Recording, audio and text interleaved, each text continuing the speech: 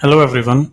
In this video we will see that how we can export the data from CRM. So to export the data from CRM, go to the actions, under actions, click on export. It will show you that window for the fields. You need to select what all information you want to export.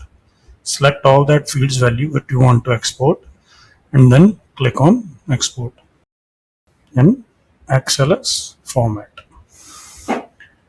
So once you click on export, our data will start exporting in the background.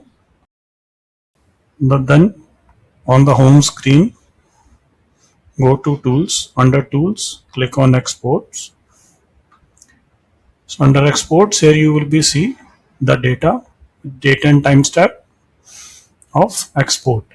And under action, when we click on this download icon, it will export the data into an Excel sheet on the local system. Thank you.